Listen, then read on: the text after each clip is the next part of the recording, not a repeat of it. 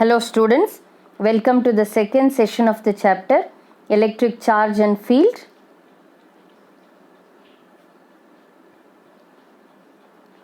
So these are the contents of the chapter. First one, Introduction to Electric Charge. We have already discussed in the first session. I hope you are all thorough with that. If you have seen it properly and learnt it properly, then only you can understand the second session that today I will be dealing with. Now let us get into the topic, Coulomb's law in electrostatics. Now the contents of this topic, Coulomb's law in electrostatics, are like this. We have to learn the statement and mathematical form of Coulomb's law, and in detail we have to learn Coulomb's law under explanation of Coulomb's law. Then unit of charge and its definition. We are also supposed to learn Coulomb's law in vector form, and then for multiple charge system, how this Coulomb's law is applicable, we have to learn under the topic law of superposition for multiple charge, and at last a small content, that is charge densities. Now let us take the first content of the topic, statement and mathematical form of Coulomb's law. See, the Coulomb has explained an important quantity, that is electrostatic force that exists between two charges. Here in the diagram, Q1 is the charge and Q2 is the another charge, which are separated by distance r. Now there exists an electrostatic force between these two charges.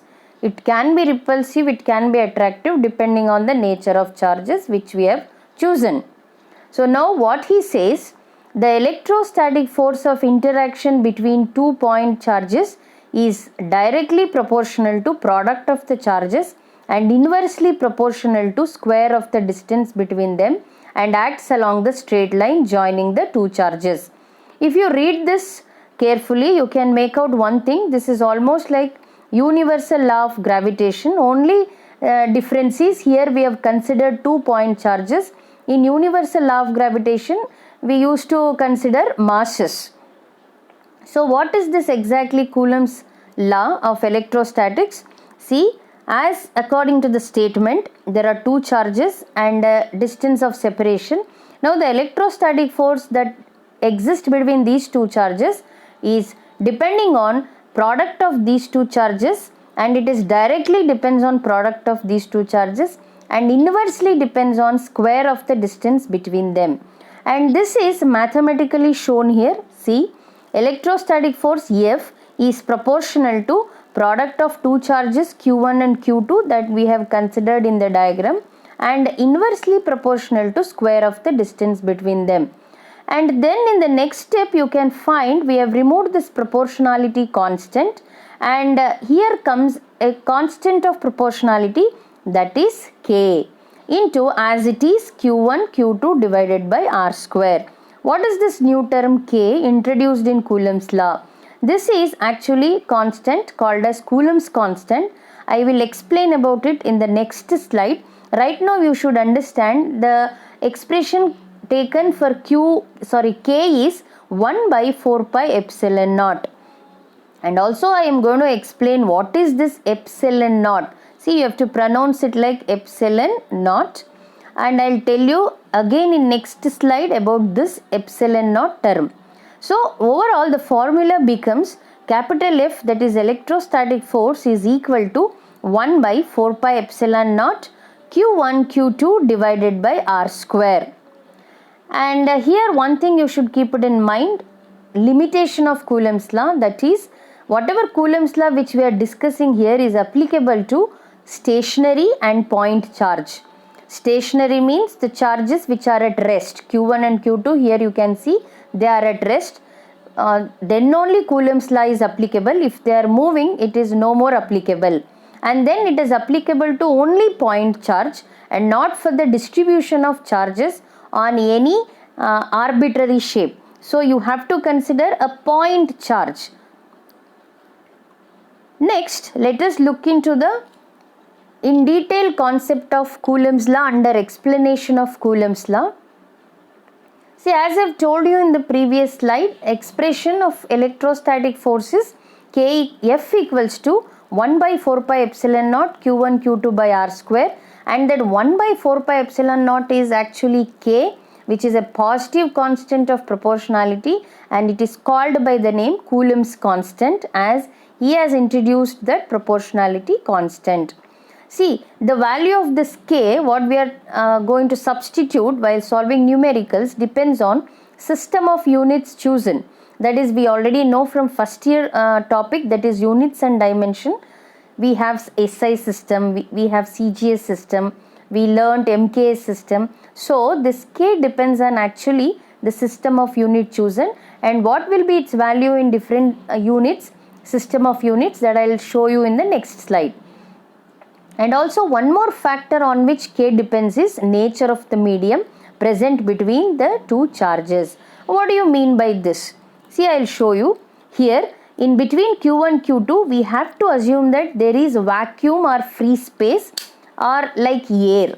Air is also treated close to vacuum and free space for the value here, and that is why here we have to assume Q1 and Q2 are kept at air, or kept in vacuum or free space. So then you can say this medium also contributes in the magnitude of F when we calculate. If it is air, if it is vacuum, or if it is free space, or else if it is filled with some other medium other than these, then the value of F definitely varies. So that is what is the explanation of K depends on these two factors, that is system of unit chosen and on the medium present between the two charges. See, in SI units we are considering if the two charges are kept in vacuum, then the K takes the expression 1 by 4 pi epsilon naught. Here see, I will try to explain what is epsilon naught. Epsilon naught is the permittivity of free space. So now what is this new term, permittivity of free space or vacuum? See, permittivity, the word is itself is saying it is like permission. What is this permission? See, as I have told you, between two charges, if there is air or if some other medium is present, that also matters in the magnitude of electrostatic force. So if it is free space or vacuum or even air, so then it is called under epsilon naught, that is permittivity of free space. See, likewise if you see in the next sentence, you can make out the difference. See, if the charges are in medium, then K equals to 1 by 4 pi epsilon only I have written. No 0 in the subscript. That is, this epsilon here is absolute permittivity of the medium present between the two charges. See, as I have told you, if it is air, free space or vacuum, then only the value will be in the expression, the quantity will be epsilon naught. If it is some other medium, then you have to write it as epsilon. So this is absolute permittivity of the medium between the charges. So you have to consider this epsilon and epsilon naught because this is what is going to help us in calculating electrostatic force between two charges. That is, the presence of medium also changes the magnitude of electrostatic force. See, here I will introduce one more new term, that is dielectric constant or relative permittivity. So now what is this dielectric constant or relative permittivity?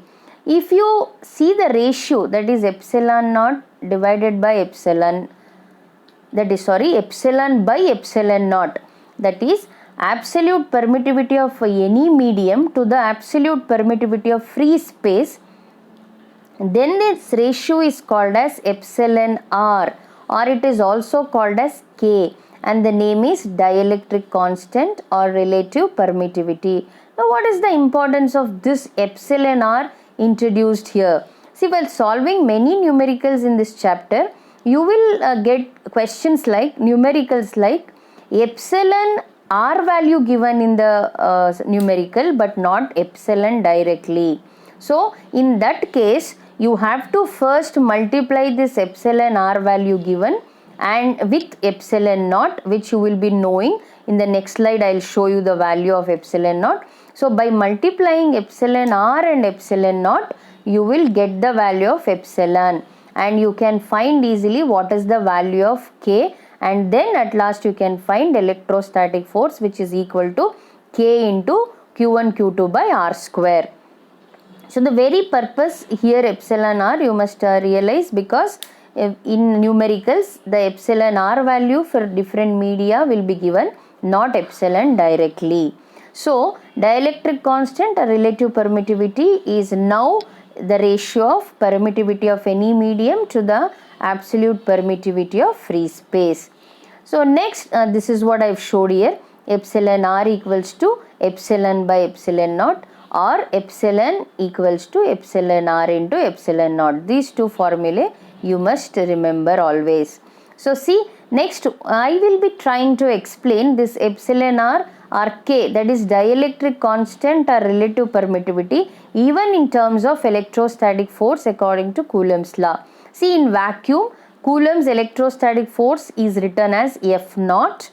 This 0 or naught represents, we are talking about two charges kept in vacuum, is equal to 1 by 4 pi epsilon naught Q1 Q2 divided by R square. If the same charges are located in any medium, then it is F equals to 1 by 4 pi epsilon. See, now make out the difference. This was in vacuum epsilon naught and this is epsilon into Q1 Q2 divided by R square. Now on dividing these both equation, you will end up getting epsilon r equals to F naught by F, because epsilon is nothing but epsilon r into epsilon naught, and on dividing epsilon naught will cancel with the epsilon naught present in this term, and you are left with only epsilon r. So epsilon r, that is relative permittivity, can also be defined by the ratio of electrostatic force between two charges kept in vacuum to the electrostatic force between two charges kept in the other medium. So these both are the definitions for relative permittivity or dielectric constant. I hope you have understood the purpose also why we need to learn epsilon r. So this relative permittivity value will be given in numerical but not epsilon directly. So you need to substitute to find this epsilon and then to find the electrostatic force between the given two charges separated by some distance.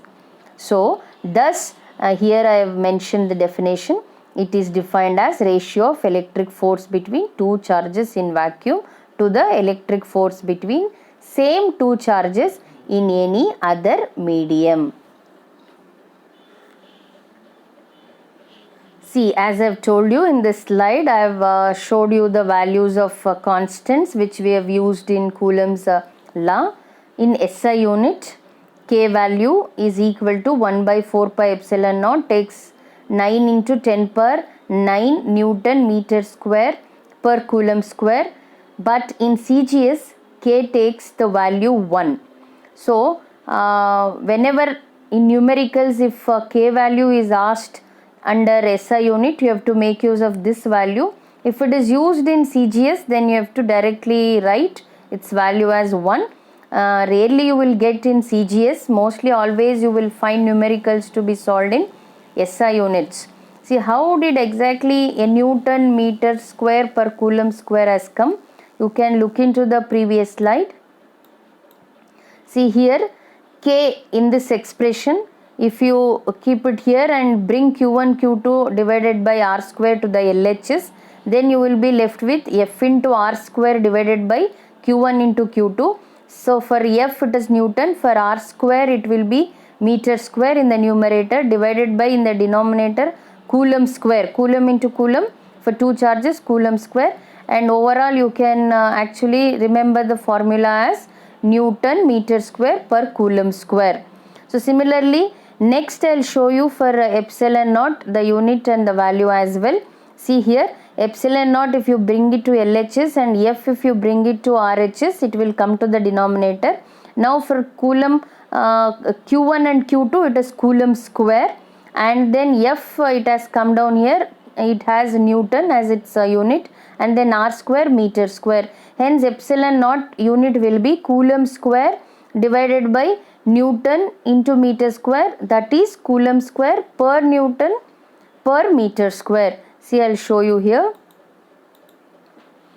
See here, epsilon naught takes the value, you have to remember this, 8.854 into 10 power minus 12 per Newton meter square Coulomb square.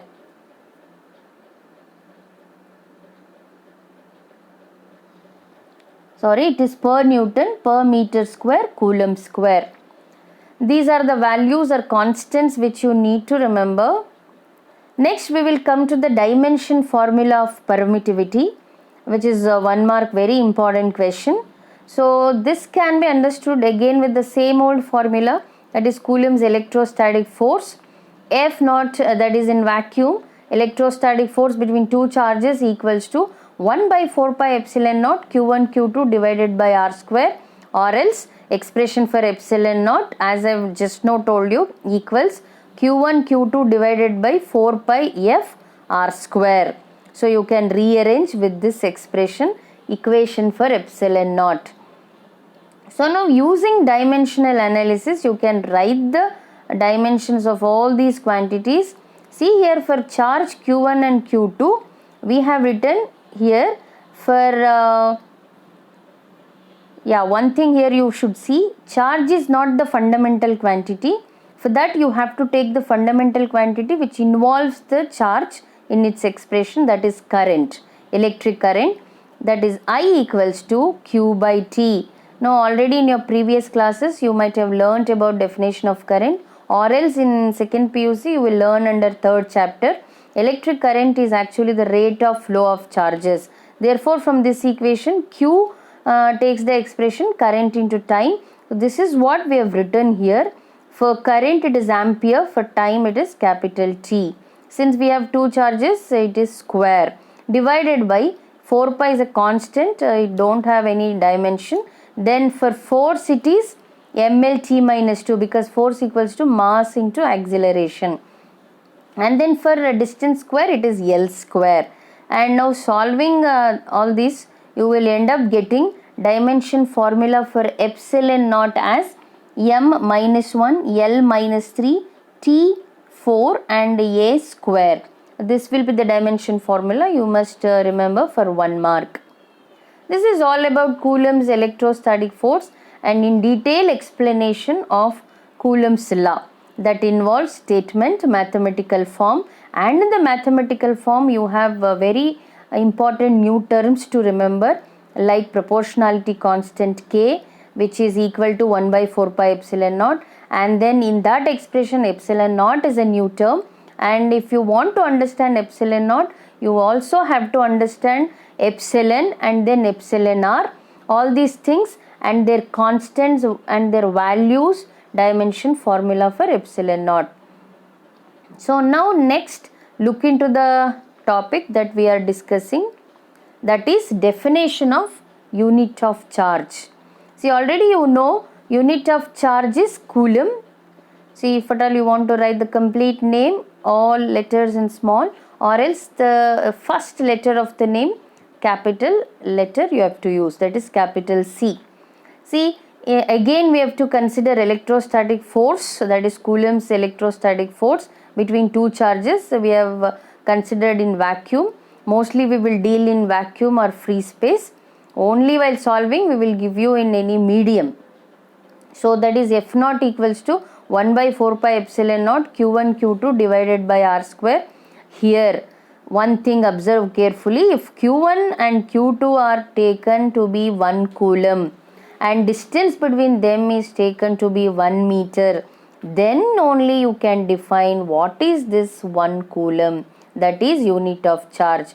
Now what happens on substituting 1 coulomb and 1 meter in these terms, equation F naught ends up equals to 1 by 4 pi epsilon naught into 1.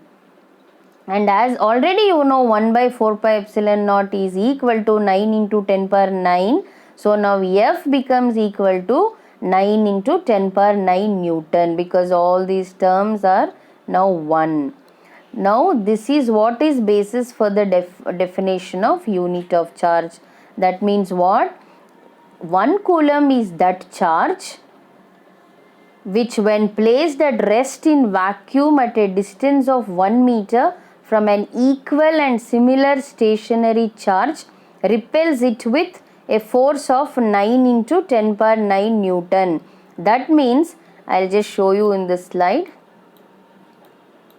See here, this is 1 coulomb and this is also 1 coulomb, and if the distance of separation is 1 meter, then you can define this 1 coulomb is that single charge which when placed at a distance of 1 meter from a similar 1 coulomb charge experiences a force of 9 into 10 power 9 when these two charges are kept stationary in vacuum. This is what is called as 1 coulomb of charge. This is the definition of 1 coulomb. Here I have actually showed you. You have to remember for 1 mark. Define SI unit of charge. You can expect this type of question, or directly define 1 coulomb.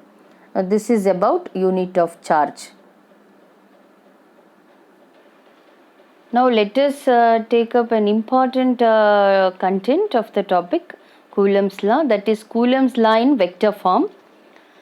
This is the most important concept you must understand, because so far whatever you have learned under Coulomb's law, that is about the quantity electrostatic force, we considered only the magnitude, but keep it in mind, as you have learned in your previous classes, force is a vector quantity. So you must now include direction also in the study of electrostatic force. For that we have taken here two charges, Q1 and Q2, and it is in the coordinate system, and R be the position vector between these two charges Q1 and Q2. Now you must realize this Q1 experiences force due to Q2 and Q2 also experiences force due to Q1. That means they both exert force on each other.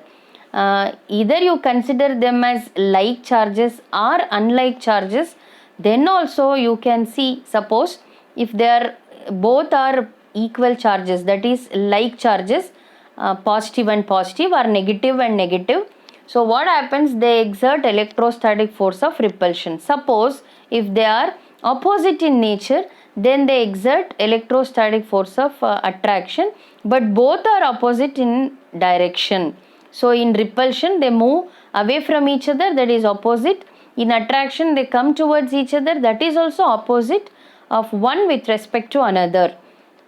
So this is explained using electrostatic force felt by one charge due to other as follows, that is the force F21, that means on charge Q2 due to charge Q1 is written as F21, which is equal to 1 by 4 pi epsilon naught Q1 Q2 divided by R21 square.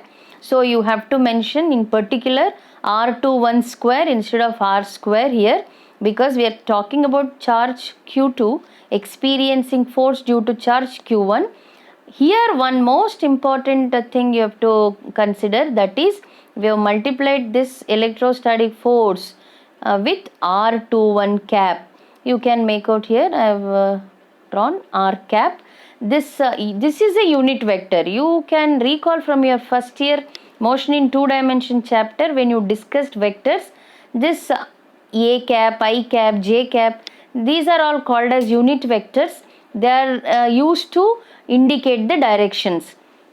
So here this 1 by 4 pi epsilon naught Q1 Q2 by R21 square is the magnitude of the force, and this R cap, that is R21 cap, indicates the direction. So overall now this electrostatic force has become a vector quantity. Here you have to mention above the force F21 an arrow head indicating vector. Here I have not showed you, sorry, you can just draw here. In above F21 you have to draw an arrow indicating this is now studied under vector analysis. So this 1 by 4 pi epsilon naught Q1 Q2 by R21 square is magnitude, and this R21 cap indicates direction. So similarly the force F12, that is on charge Q1 due to charge Q2, is given by F12 equals to 1 by 4 pi epsilon naught Q1 Q2 divided by now R12 square. into R12 cap. See, now carefully observe this F21 expression, magnitude expression is very much same as F12 expression if you compare magnitudes only, but this direction, if you talk here in this diagram, they are exactly opposite. As I've told you, either they are like or unlike charges, then whatever it is, still electrostatic force acting between them is always opposite. So here this F12 in magnitude is exactly equal to F21 in magnitude, but this negative indicates the directions are exactly opposite. So here one important concept you can recall, this is almost like Newton's third law. For every action there is an equal and opposite reaction. That is, for this force there exists equal in magnitude and another force but in opposite direction. So thus Coulomb's law obeys Newton's third law. This is about Coulomb's law in vector form. See, this can be explained, since it is a vector analysis, this can also be explained by considering triangle law of vector addition, but this much is enough for you to understand in a simpler way. That means it is Coulomb's electrostatic force is now a vector quantity. It involves both magnitude as well as direction. So that is what here it is showed in both the expression, that is on one charge due to other charge, similarly on the other charge due to the first charge, and they are equal in magnitude but opposite in direction, and it obeys Newton's third law. So next let us look into the topic, when you have more than two charges, how do you apply Coulomb's law under law of superposition for multiple charge system. See here, we have many charges mentioned or drawn in the diagram, Q1, Q2, Q3. They are all experiencing forces F12, F13, F14, etc. Now I'll tell you what do you mean by all these things. See, now if there are n number of charges, to understand what is the electrostatic force that exists between them, first you have to consider any one charge, which is this one Q1, and then you should take one by one on that charge due to another charge, due to one more charge, due to next charge, likewise separately. See, in this expression, if you observe carefully, the total force experienced by charge Q1 is F1. It is equivalent to force experienced by charge 1 due to second charge, that is F12, plus then you must consider force due to third charge on first charge, that is F13, plus etc. up to nth charge if you have n number of charges. Now as you already know, F carries expression 1 by 4 pi epsilon naught Q1 Q2 divided by R square into R cap, that is in vector form what we are talking here, not only magnitude but direction also considered here. So 1 by 4 pi epsilon naught is common for all the forces, individual forces. What is we have taken inside the bracket, it is Q1 Q2 by R12 square into R12 cap plus Q1 Q3 by R13 square R13 cap plus similarly Q1 Qn divided by R1n square into R1n cap. So the same expression is written in simpler manner using a mathematical tool, that is summation. So now adding all these things individually is so difficult. So for that, a mathematical tool summation helps us to calculate total force, which is written as, see, Q1 is common in all the terms divided by 4 pi epsilon naught. Already we have taken common. They are written here outside the summation. Q1 by 4 pi epsilon naught. Now summation symbol. Qi divided by R1i square into R1i cap. What is this I? This I takes the value in the summation from 2 to n. Because Q1 is already the first charge, we are learning electrostatic force on this charge due to other charge. So 1 is the charge itself. On it, this Qi is nothing but, is it Q2, is it Q3, etc. divided by r1I square means is it r12, r13 etc. Similarly, the unit vector also carries r12, r13 etc. So this is the simple way of writing total force. So now this is represented by or explained under this law. According to this principle, the resultant or net force on any charge due to a number of other charges is the vector sum of all the forces on that charge due to other charges taken one at a time. See, we have taken on Q1 due to Q2, on Q1 due to Q3. Likewise, individually taken one at a time, we have calculated forces and then put under total force. This is about law of superposition of multiple charges. If you have by chance more than two charges, how to actually calculate force felt by, total force felt by individual charge. Now this is the last content of the topic, Coulomb's law, that is charge densities, or else you can also remember this as continuous charge distribution. What exactly is this charge density? So you know density in simpler way, it is mass by volume. In a similar way, we are applying here not mass density but to charge density. So actually, if the charges are distributed or it is put on any particular shaped object, how exactly it can be studied? That is what is all about charge densities. See, what are the three objects which we have considered? Here you can see volume, and next it is surface, and then linear. So here we are talking about not the point charge. If the charges are spread on any shaped object, first one is volume, that is sphere you can take as an example, and then surface, plate you can take as an example. Linear means a wire is an example. So on the sphere, if charges are spread, then you have to define that charge distribution under volume charge density.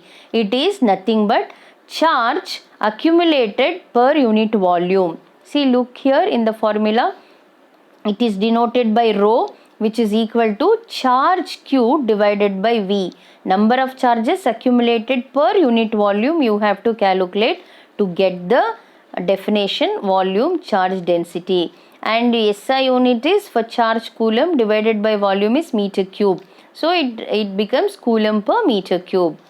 So next is for plate, that is surface charge density. It is nothing but if you put charges on a metal plate or a plate shape in that is metallic plate shape, then you have to understand this as charges accumulated per unit area, and here it is carrying unit for charge as usual coulomb divided by meter square, that is coulomb per meter square. At last it is about linear charge density, that is wire. On the wire, if the charges are spread, then the lambda symbol here, and here for surface charge density it is rho, and for linear charge density it is lambda, is equal to, it is charges accumulated per unit length, and it carries the unit coulomb per meter. This topic is useful for the further study of electric charge and electric field topic or chapter, and you have to remember in future to understand further topics on electric charge and field. Now this is all about the second session of the chapter electric charge and field. I tried to cover in this second session like Coulomb's law and its explanation, and then its vector form we have covered, and also we try to understand charge densities and law of superposition and many more concepts for 1 mark and 2 mark. Now before I end this session, you have to learn few questions which I am giving you here. These are the important questions in this topic, that is state and explain Coulomb's law. It can appear for 2 marks. You have to write the expression statement and all the quantities you have to explain under it. Then mathematical form are also one more question. The vector form can be asked here. both carries 1 marks. And here I have missed out vector form, you include here. Write the mathematical form and vector form of Coulomb's law, 1 mark each. Then what is the value of epsilon naught? 1 mark. Write the dimension formula of epsilon naught, 1 mark. And now dielectric constant, relative permittivity, a new term which I have introduced in this topic, carries 1 mark. And SI unit of charge, which is very important, define 1 coulomb or SI unit of charge. It is for 1 mark. Law of superposition of forces between multiple charge, this is for 1 mark. And now limitations of Coulomb's law, which I have showed you in the first slide itself, 1 mark. At last, simple content, that is 3 charge densities, 1 mark each. So all these questions, if you learn and revise, you will be thorough with this second session. So in the next session, I will be dealing with electric field topic under the same chapter, which is also an important new quantity you will be learning in this chapter. Thank you one and all for watching.